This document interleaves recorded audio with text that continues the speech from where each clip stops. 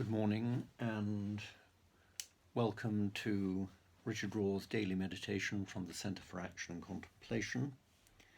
The theme for this week is solidarity, and the title for today's meditation, today Monday the 25th, 2020, is The 5 Conversions. And this is what Richard Raw says. If one of the primary markers of a Christian life is solidarity, as modelled by Jesus, I'm afraid that most of us still have a long way to go. It's one of the reasons I say Christianity is still in its infancy. We are just taking our first toddling steps towards a more mature and embodied faith. Transformed teachers like Francis of Assisi, Dorothy Day, and countless others, both sainted and anonymous, have invited us into solidarity with the poor and oppressed. When we are comfortably centered, it is difficult to move to the margins, but that is where we must go. About 50 years ago, a Brazilian educator named Paulo Freire, who lived between 1921 and 1997, wrote a book titled Pedagogy of the Oppressed. Freire worked for literacy amongst the poor in Brazil and Chile. His work became influential among many liberation theologians and those struggling against unjust systems.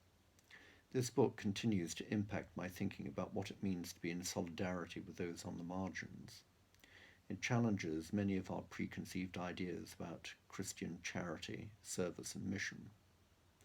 It is some of the most humbling subject matter that we cover in our living school curriculum. Many of our selfless and good-hearted students have dedicated their lives to Christian service, yet they recognize the ways those vocations, as they are currently designed, often reinforce dehumanizing systems of oppression and marginalization. That paradox is often what drives them to study with us. This week I will introduce you to a teaching I've developed in the living school inspired by Paulo Freire's work that I call the 5 Conversions. It can offer us a path toward a more authentic Christian life, where we recognize our deep connections to each other and choose to live in solidarity with suffering. Solidarity begins by becoming aware of our own social location, which is our place in society. For me and most of my readers, that place is a starting point of privilege within the dominant culture. Let us begin. The first conversion to solidarity is to have basic compassion for the poor in general, or one poor person. Throughout this discussion, I will be using the word poor in a very specific way: those who are powerless, dismissed, or considered lesser in society. This is far larger than mere economic poverty. Sadly, there seems to be many Christians who don't even have basic compassion for the poor. In the United States, we are pretty much trained to blame people who are poor, immigrants or refugees, victims or gay, lesbian or transgendered people.